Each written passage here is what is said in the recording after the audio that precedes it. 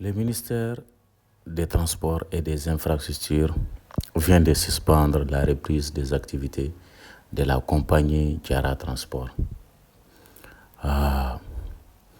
Est-ce une bonne nouvelle ou une mauvaise nouvelle pour cette compagnie de transport? Salut à tous et à toutes, chers abonnés de Maham6 TV. Aujourd'hui, nous parlons d'une affaire qui secoue le secteur du transport au Mali. Une affaire très sérieuse où le gouvernement a pris une décision forte pour protéger l'honneur de l'État et la sécurité nationale.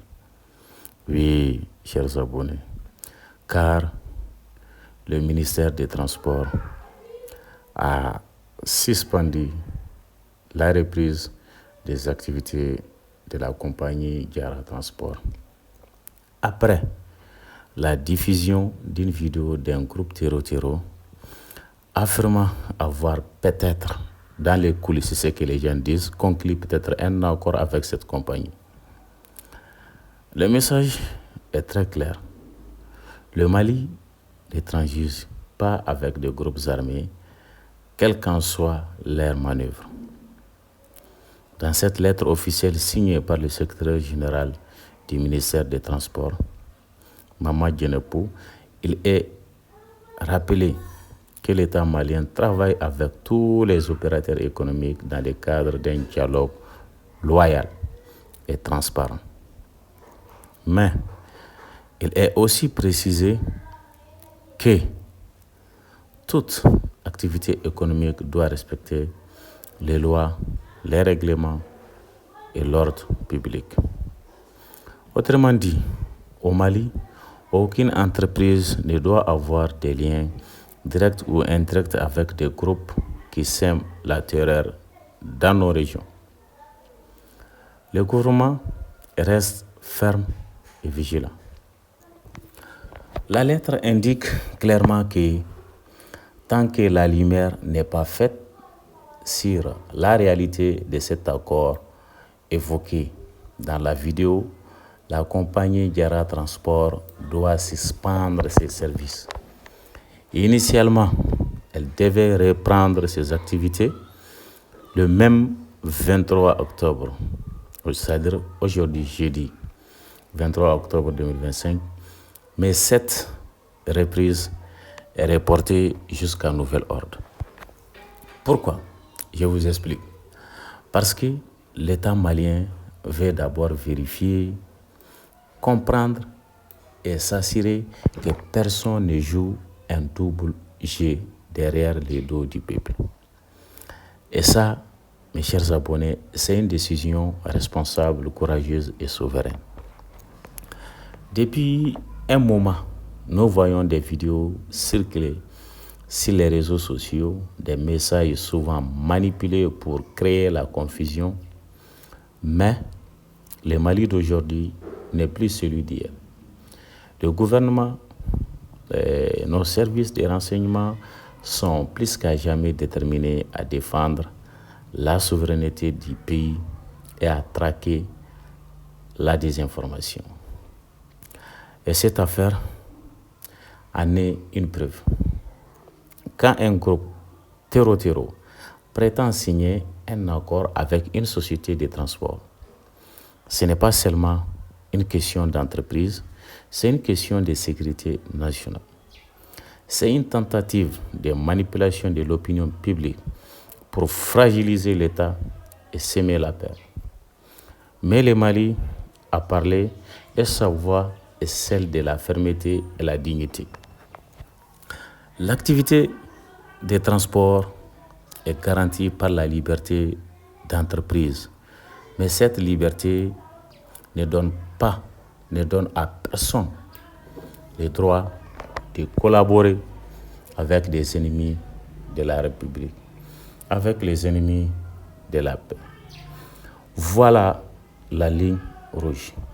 Le gouvernement ne veut pas interdire d'entreprendre, non. Il veut juste rappeler que la liberté d'entreprise doit aller de pair avec la responsabilité, la transparence et le respect des lois. Pendant que certaines cherchent à troubler la paix, nos autorités continuent de protéger les citoyens et les transporteurs honnêtes qui travaillent pour faire avancer le pays. Et il faut le dire haut et fort, le Mali soutient ses opérateurs économiques. Le Mali ne tolérera jamais les alliances douteuses avec des groupes armés. Chers abonnés, le secrétaire général du ministère a aussi rappelé que le gouvernement reste ouvert au dialogue avec tous les acteurs du secteur du transport pour trouver des solutions aux difficultés qu'il rencontre actuellement dans ce pays. Cela montre bien que les autorités ne sont pas là pour punir, mais pour protéger. Donc, cette décision n'est donc pas une sanction politique, mais une mesure de précaution et de sécurité. Le but, c'est de protéger le peuple malien, les transporteurs et tous ceux qui circulent sur nos routes nationales et inter-États. Le Mali d'aujourd'hui, c'est un Mali qui veille sur sa souveraineté, un Mali qui ne plie plus face aux menaces.